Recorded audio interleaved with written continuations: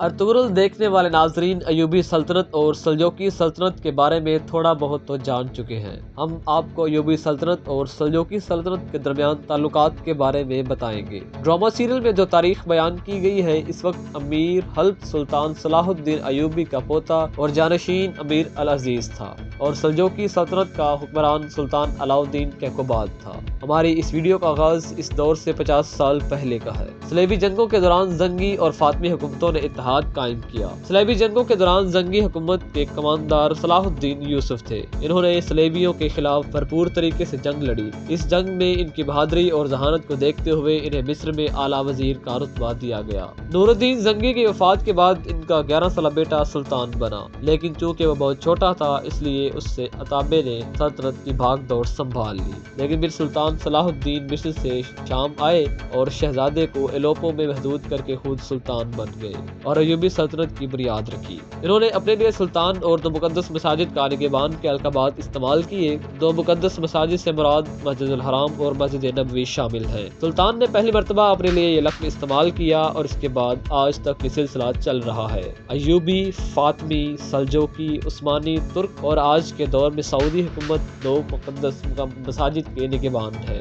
جس دور میں شام میں ایوبی سلطنت بن رہی تھی، اسی دور میں اناطولیہ میں سلجوق سلطنت یعنی روم کی حکومت اپنی بنیادیں مضبوط کر رہی تھی۔ ان دونوں ریاستوں کے تعلقات کیسے تھے؟ کیا وہ دوست تھے یا ان میں بھی آپسی جنگ تھی؟ سلجوق ایوبی تعلقات کے حقائق جاننے کے لیے اس ویڈیو کو مکمل طور پر دیکھیں۔ دوستوں، 1171 میں سلطان صلاح الدین ایوبی نے فاطمی حکومت کا خاتمہ کر دیا۔ انہوں نے قاہرہ کو اپنی حکومت کا دارالحکومت بنایا اور وہاں سے انہوں نے اپنی حکومت کو مضبوط بنانے کا ارادہ کیا۔ فاطمی حکومت کا خاتمہ مکمل طور پر تو نہیں ہوا تھا اور ابھی تک زنگی خطرے کا بھی امکان تھا۔ سلطان صلاح الدین ان دونوں خطرات سے نپٹنا چاہتے تھے، اس لیے انہوں نے توران شاہ نامی کمانڈر کو یمن اور حجاز فتح کرنے کو بھیجا۔ اس نے 1174 میں یمن فتح کر لیا اور 1175 میں سلطان صلاح الدین ایوبی نے حجاز مقدس کو فتح کر لیا۔ حجاز مقدس کی فتح کے بعد وہ خلافت عباسیہ کے سامنے ایک بڑی طاقت بن کر سامنے آیا۔ ان کو یہ بھی خطرہ تھا کہ کہیں یہ خلیفہ ہونے کا دعویٰ نہ کر دے،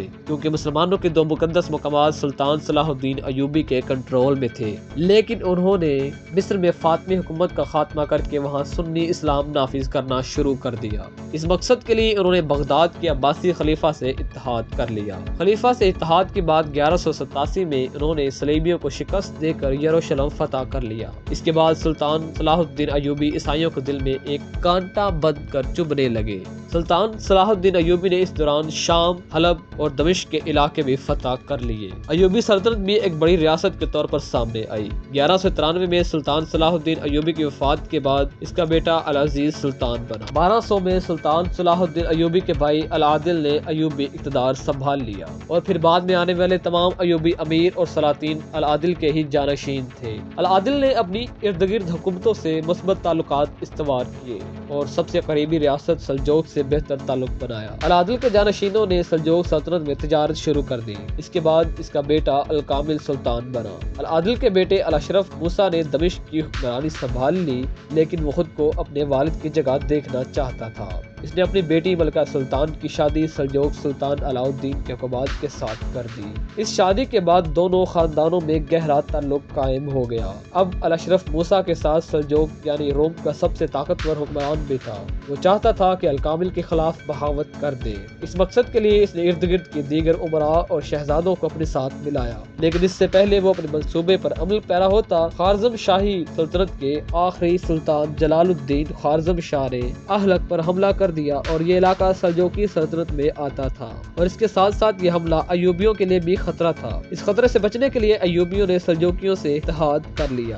انہوں نے مل کر خوارزم شاہ کے خلاف جنگ لڑی۔ اس جنگ کو جنگ یاسی جمن کہا جاتا ہے۔ 1230 میں سلجوق اور ایوبی فوجیں یاسی جمن میں پہنچی۔ یہ ارزن جان کا نواحی علاقہ تھا۔ خوارزم شاہ نے کوشش تو کی کہ ان کا اتحاد نہ ہونے دے، لیکن وہ اس میں ناکام رہا اور یہ فوج اس کے سر پر آ پہنچی۔ اس جنگ میں سلجوقی ایوبی اتحاد کا سپہ سالار سلطان علاؤالدین کیقوباد تھے۔ ان کے ساتھ الاشرف موسیٰ ایوبیوں کی نمائندگی کر رہا تھا، جبکہ ان کے سامنے خوارزم شاہ آذر روم کے باغی روم سردار تھے۔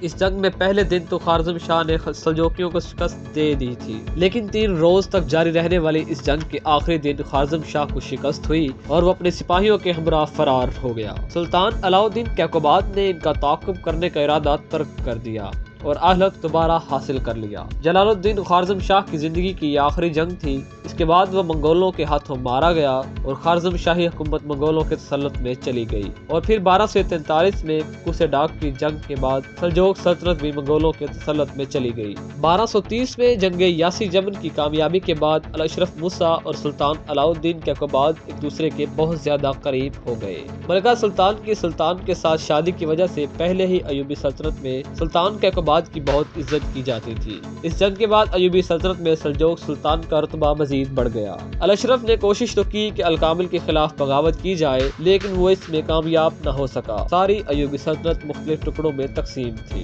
اور اس کو متحد کرنا بہت مشکل تھا۔ 1237 میں الاشرف نے چند امراء کو اپنے ساتھ ملایا، لیکن اسی سال سلطان علاء الدین کیقوباد انتقال کر گئے اور پھر چند ماہ بعد وہ بھی انتقال کر گیا۔ اس کے بعد اس کا بھائی الصالح اسماعیل دمشق کا امیر بن گیا۔ کیقوباد کے بعد اس کے جانشین غیاث الدین نے حلب کے امیر کے ساتھ اتحاد قائم کیا۔ العزیز نے سلجوق سلطنت کے خلاف ایوبی سلطان الکامل کی ایک مہم کا بائیکاٹ کیا۔ العزیز کے ساتھ مثبت تعلقات کی وجہ سے سلجوق سلطنت کی ایک سرحد محفوظ ہو چکی تھی اور سلجوق ایوبی جنگ کا خطرہ بھی کم تھا۔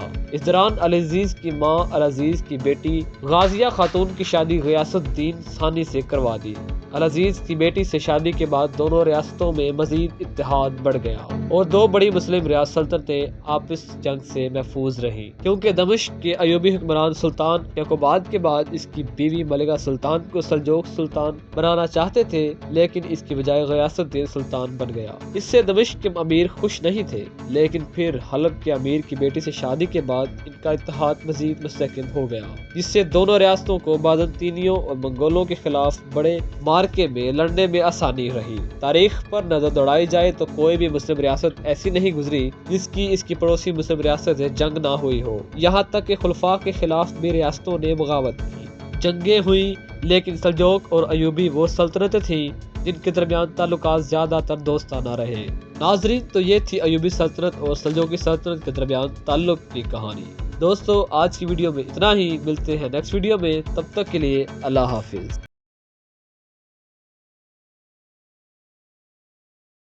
اگر آپ کو ہماری یہ ویڈیو اچھی لگی ہو تو اس ویڈیو کو لائک اور اپنے دوستوں کے ساتھ فیس بک اور واٹس ایپ پر ضرور شیئر کیجیے گا، اور ابھی تک اگر آپ نے ہمارے اس چینل کو سبسکرائب نہیں کیا تو ضرور سبسکرائب کر لیجیے گا اور بیل آئیکن کو کلک کرنا مت بھولیے گا تاکہ ہماری ویڈیوز سب سے پہلے آپ تک پہنچتی رہیں۔ Thanks for watching.